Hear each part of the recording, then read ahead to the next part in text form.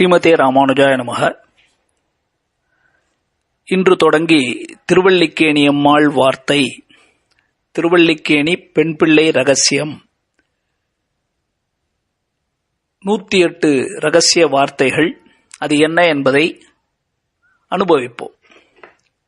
முதலிலே இந்த திருவல்லிக்கேணி அம்மாள் வார்த்தை என்பது எப்பொழுது நடந்தது, என்ன சரித்திரம், ஒரு அறிமுகமாக, முன்னுரையாக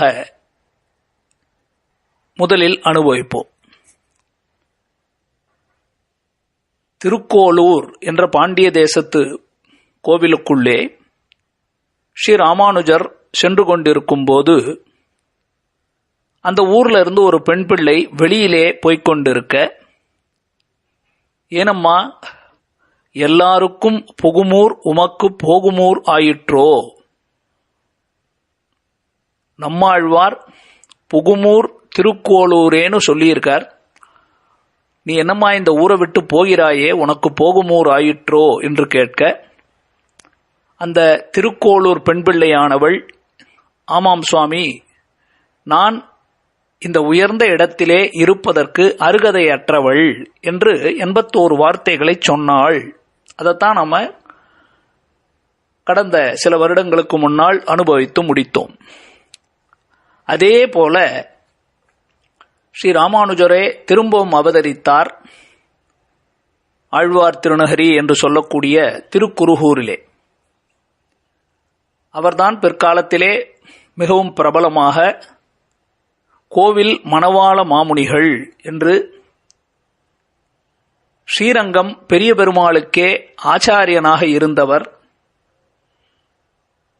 தன்னுடைய வாழ்நாளிலே முக்கியமான காலத்தை எல்லாம் பெரிய பெருமாள் அனுக்கிரகத்தினால, ஆசீர்வாதத்தினால ஸ்ரீரங்கத்திலேயே மடத்தை வைத்துக்கொண்டு தன்னுடைய சிஷ்யர்களோடு உபதேசங்களை செய்து கொண்டு வாழ்ந்திருந்தார். அவருக்கு பெரிய ஜீயர் என்றும் பெயர் உண்டு. அதனால பெரிய ஜீயர் ஸ்ரீ மணவாள மாமுனிகள் என்று சொல்லுவார்கள். ஒரு முறை அந்த சுவாமி தன்னுடைய மடத்திலே எழுந்தருளி இருக்கிறார். தன்னுடைய சிஷ்யர்களோடு பேசிக்கொண்டிருக்கும் பொழுது ஒரு பெண் பிள்ளை வந்து தண்டனிட்டு அந்த சுவாமியை வணங்குகிறாள், சேவிக்கிறாள். எப்பவுமே பெரியவர்களெல்லாம் இது போல ஒருத்தர் யாராவது வெளியில இருந்து புதுசா வந்தா, நீங்க யார், எந்த ஊர்ல இருந்து வரீங்க அப்படின்னு கேட்பாங்க இல்லையா? அதுபோல மணவாள மாமுனிகளும் அந்த பெண் பிள்ளையை பார்த்து, அம்மா நீ எந்த ஊர்ல இருந்து வருகிறாய், உன் பேர் என்ன அப்படின்னு கேட்டார்.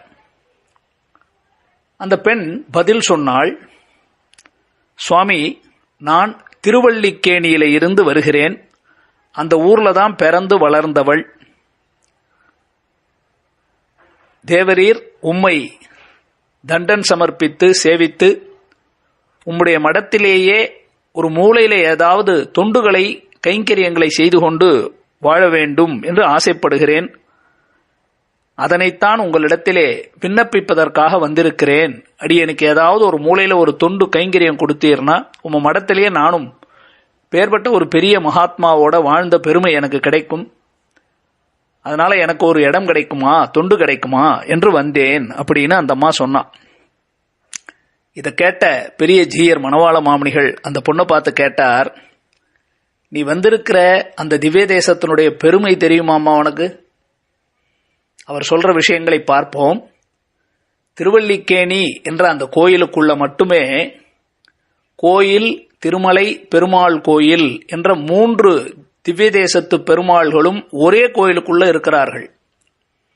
இப்ப நீங்கெல்லாம் திருவல்லிக்கேணி கோயிலுக்குள்ள போனா பிரதானமா மீச வச்சு நின்று கொண்டு வெங்கட கிருஷ்ணனாக நிற்கிறார் இல்லையா? அவர்தான் வெங்கடேசன். சுமதி என்ற ராஜா ஸ்ரீனிவாச பெருமாளை போய் பிரார்த்திக்க, அவர் நான் கண்ணனாக சேவை சாதிக்க வேண்டும் என்றால் என்னை நீ கைரவினி புஷ்கரணி கரையில வந்து சேவிப்பாய்னு சொல்ல, அப்ப அவருக்கு காட்சி கொடுத்தார் வெங்கட கிருஷ்ணனாக. அப்ப அவர்தான் திருவேங்கடமுடையான். அந்த கோவிலினுடைய உண்மையான முதல்ல வந்த தெய்வம் யார் அப்படின்னு கேட்டா மன்னாத பெருமாள் அப்படின்னு ரங்கநாதர் சயன திருக்கோலத்துல ரங்கநாதர் தான் முதல்ல இருந்த பெருமாள், மன்னாதன் என்று அந்த பெருமாளுக்கு பேர். அப்ப ஸ்ரீ ரங்கநாதரும் அங்க இருக்கார். நீங்க வலம் வந்து கொண்டிருக்கும் பொழுது தாயார் சந்நிதி சேவித்து விட்டு வந்தீங்கன்னாக்கா அங்க கஜேந்திர வரதர் அப்படின்னு பெருமாள் இருக்கார். அவர் தான் காஞ்சி தேவ பெருமாள். அப்போ திருவல்லிக்கேணி கோயிலுக்குள்ளேயே திருவேங்கடமுடையான், ஸ்ரீரங்கம் பெரிய பெருமாள், காஞ்சி தேவ பெருமாள், வரதன் 3 பேருமே இருக்கிறார்களே. அவர்கள் 3 பேரும் ஆசைப்பட்டு வந்திருக்கக்கூடிய கோயில் இல்லையா? அந்த கோயிலை விட்டுட்டு யாராவது வருவார்களா? இது முதல் கேள்வி.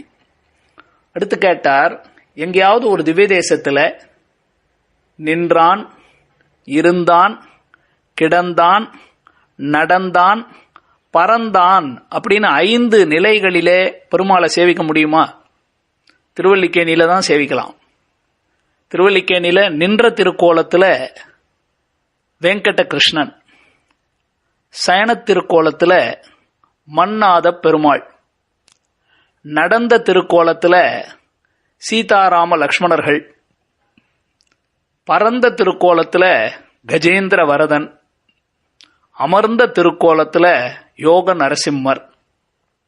இப்ப 5 நிலைகள் எங்க கிடைக்கும்? அப்போ உயர்ந்த க்ஷேத்திரம் இல்லையா? அதற்கடுத்தபடியா சொன்னார், சுவாமி ராமானுஷர் அவதரிப்பதற்கே இந்த இடம் தான காரணமாயிற்று. ராமானுஷருடைய அப்பா அம்மா, திருத்தகப்பனார் தாயார் கேசவ சோமயாஜி, காந்திமதி அம்மாள்னு பேர். அவர்கள் இருவரும் புத்திரபாக்கியம் வேணும் என்று திருவல்லிக்கேணி பார்த்தசாரதி எம்பெருமானை வந்து வேண்டி நிற்க, அந்த பெருமாள் யாரை போல பிள்ளை வேணும்னு கேட்க, உம்மை போல வேணும் என்று சொல்ல, எனக்கு ஒப்பானவனோ மிக்கானவனோ இல்லை, அதனால நாமே வந்து உமக்கு பிள்ளையாக பிறக்கிறோம் என்று வெங்கடகிருஷ்ணன் எம்பெருமான், பார்த்தசாரதி பகவான் அவனே ஸ்ரீ ராமானுஜராக அவதரித்தார் என்பது ரகசியமான விஷயம். அப்ப ராமானுஜர் அவதரிப்பதற்கு வித்திட்ட இடம் இல்லையா? அப்போ உயர்ந்த புண்ணிய கஷேத்திரம் இல்லையா? அதையும் தவிர திருமங்கை ஆழ்வார் இந்த பெருமாளை சேவித்து பாடும் பொழுது தன்னுடைய பெரிய திருமொழியிலே 2ஆம் பத்து 3ஆம் திருமொழி அதுல பாடுகிறார், வேதத்தை, வேதத்தின் சுவை பயனை விழுமிய முனிவர் விழுங்கும் கோதிலின் கனியை நந்தனார் களிற்றை குவளையத்தோர் தொழுதேத்தும் ஆதியை அமுதை என்னை ஆளுடை அப்பனை ஒப்பவரில்லா மாதர்கள் வாழும் மாடமா மயிலை திருவல்லிக்கேணி கண்டேனே என்று பாடுகிறார். அதுல கடைசியில என்ன சொல்லுகிறார்? ஒப்பவரில்லா மாதர்கள் வாழும் மாடமா மயிலை. ஒப்பில்லாத மிக உயர்ந்தவர்களான, தனக்கு நிகரில்லாதவர்களான உயர்ந்த பெண்மணிகள், ஒப்பில்லாத மாதர்கள், அப்படி ஒப்புயர்வில்லாத மிக உயர்ந்தவர்களான பெண்கள் வாழக்கூடிய க்ஷேத்திரம் தான் திருவல்லிக்கேணி. அப்ப நீ என்ன பண்ணணும்? அங்க ஒருத்தர் இருக்கிற இடத்துல பல பேர் ஒண்டி கொடுத்தனமா இல்லாம, தனியா இல்லாம எல்லாரும் சேர்ந்து ஒரு சின்ன அறையா கூட இருக்கட்டுமே, அதுல 10 பேராவது இருந்து அங்க வாழ வேண்டாமா என்று கேட்கிறார். கேட்ட உடனே அந்த பெண் பதில் சொல்லுகிறாள், ஆம் சுவாமி, அந்த ஊர்ல ஒப்பவரில்லா மாதர்கள் பல பேர் உண்டு. எனக்கு என்ன பயம் தெரியுமா? அப்பேற்பட்ட ஒப்பவரில்லாத மாதர்களுக்கு நடுவிலே அடியேன் எப்படி வாழ்வது? அடியேன் போல தாழ்ந்தவள் எப்படி வாழ்வது? எனக்கு என்ன தகுதி இருக்கிறது? எனக்கு ஒருவித தகுதியும் இல்லையே, அங்கு எப்படி நான் வாழ்வது? என்னதான் இருக்கட்டுமே, மணவாள மாமணிகளுடைய திருவடித்தாமரைகளிலே வாழ்வதை விட மிக உயர்ந்த வாழ்ச்சி இருக்கிறதா என்று சொல்லி, திருவல்லிக்கேணியில இருக்கிற அந்த பெண் பிள்ளைகள் எந்த அளவுக்கு ஒப்பில்லாதவர்கள் என்பதற்காக பல சரித்திரங்கள், பெண்களுக்கு மட்டுமல்ல, ஒப்பில்லாதவர்கள் யார், மிக உயர்ந்த மாதர்கள், மனிதர்கள் யார் என்று 108 விஷயங்களை சொல்லப் போகிறார். என்னிடத்தில் இந்த குணம் இல்லை, நான் அவர்களைப் போல இல்லையே என்று சொல்லி பட்டியலிடக்கூடிய 108 வார்த்தைகள். இப்படித்தான் இது ஆரம்பிச்சது. இதை மணவாள மாமணிகள் செவிமடுத்து கேட்டு இன்புற்றிருக்கிறார். அது என்ன என்பதை வருகிற பதிவுகளிலே கேட்டு அனுபவிப்போம். ஸ்ரீமதே ராமானுஜாய நமஹ.